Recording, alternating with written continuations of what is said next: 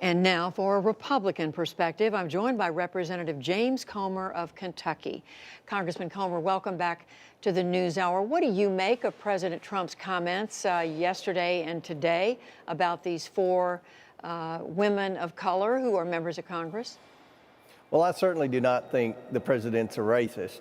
I believe the president shares a lot of Americans' frustration with Congress, particularly those four women congressmen who, for no other reason, constantly criticizes not only the president, but also Congress and our country. I think there's a level of frustration that the president has that he unfortunately took out in a probably not the best worded tweet, but I think that the tweet's been overblown. And I think that we really need to move on and talk about the issues in Congress that the American people care about. You said, unfortunately. What was it about the tweet that you think the president should not have said? Well, there's just been the whole term racism has been thrown around in Congress a lot more over the last 2 months than I've ever heard the word used. Just last week you had Ocasio-Cortez basically call Pelosi racist for some of the comments that she made about women of color. And when you're a member of Congress, or when you're the President of the United States and you get to this level and the debate is this contentious and you've got an American electorate that's equally divided, sometimes your emotions take control and you say things that you don't necessarily mean, and sometimes things come out differently than you intended. You mentioned your constituents. What are they telling you? Well, I was in Kentucky all weekend. I was at the airport in Louisville this morning, talked to a lot of people from all across my district and all across Kentucky. And I can tell you, my people are not offended by the tweets. They've become accustomed to the president's tweets. I have told the president in conversations that I feel like he would be better served if he didn't tweet as much. But I think we all know that the president is going to continue to tweet. That's his way of doing things. It's gotten him this far.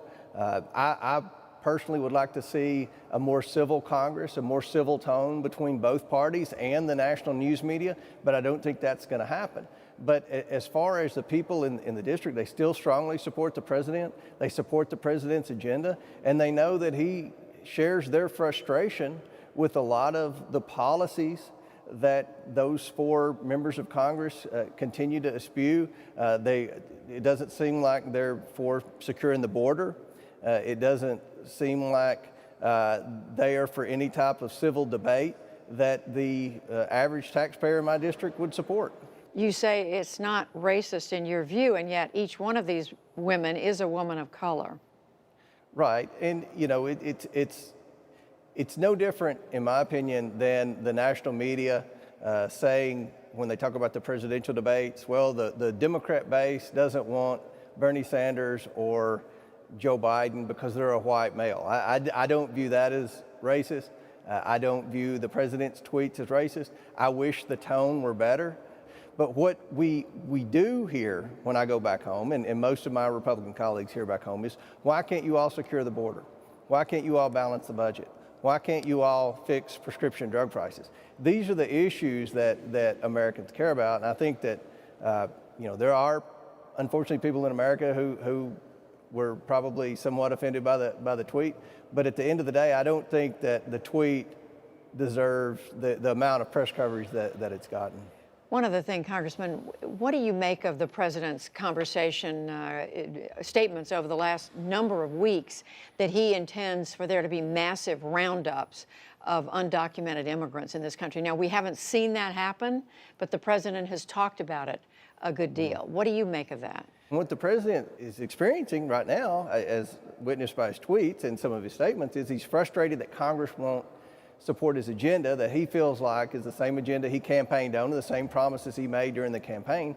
And he's also frustrated that the tone, especially by the four female congresswomen who we're talking about today, who were referenced in the president's tweets, their constant, trashing of ICE. The border agents are trying to do their job to secure the border. These facilities where we have all these migrant they weren't built to house the number of people that they're housing. They certainly weren't built to house children. So, you know, those 4 female members of Congress are constantly criticizing the president over things that really aren't his fault. You know, he was elected to secure the border. You know, build the wall was one of the main talking points in his campaign. But yet we have an open border and we have people coming into the United States. It's a drain on the Treasury. It's a drain on law enforcement. And, you know, I think that because of the Democrats in Congress and their inaction on doing anything about border security, the president's very frustrated. And when he gets frustrated, we know he goes to Twitter. Congressman James Comer, thank you very much. Thank you.